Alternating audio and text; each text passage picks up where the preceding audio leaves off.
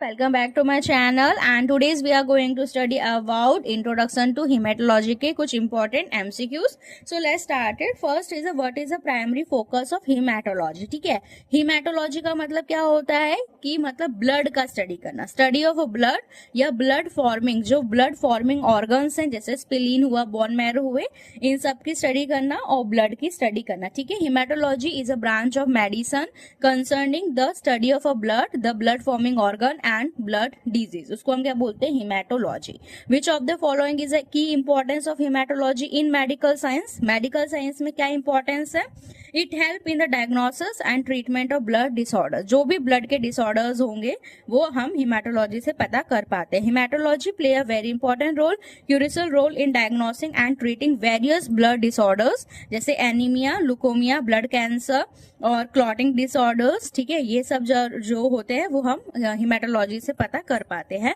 Which equipment is a primarily use in haematology laboratory for cell counting. ठीक है, RBC cell है, WBC cells है, platelet cells है, इन सबको काउंट करने के लिए क्या यूज करते हैं? हीमोसाइटोमीटर. ओके, हीमोसाइटोमीटर क्या होता है? A haemocytometer is a device use to count cells in a blood sample.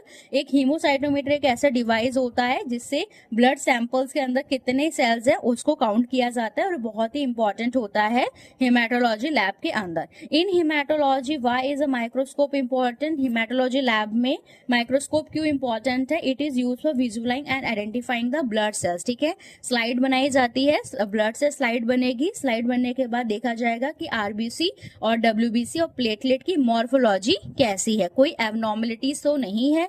Which of the following is a significant advantage of understanding haematology. ठीक है, कोई भी टेस्ट करते हैं तो सबसे पहले सीवीसी लगाने को डॉक्टर बोलता है. कोई भी डिजीज होता है तो सीवीसी लगाया जाता है. क्यों? क्योंकि इससे अर्ली डिटेक्शन पता चल जाता है. ठीक है, अर्ली डिटेक्शन पता चलता है कि अगर डब्ल्यूबीसीज है, अगर डब्ल्यूबीसीज बढ़ गए हैं, उसमें न्यूट्रोफिल बढ़ गया है तो बैक्टीरियल इन्फेक्शन है, लिम्फोसाइट बढ़ गया है तो आपका वायरल इन्फेक्शन हुआ, इओसिनोफिल बढ़ गया है तो एलर्जिक या पैरासिटिकल इन्फेक्शन हो गया है. ठीक है, और हीमोग्लोबिन कम हो गया है तो एनीमिया का केसेस है.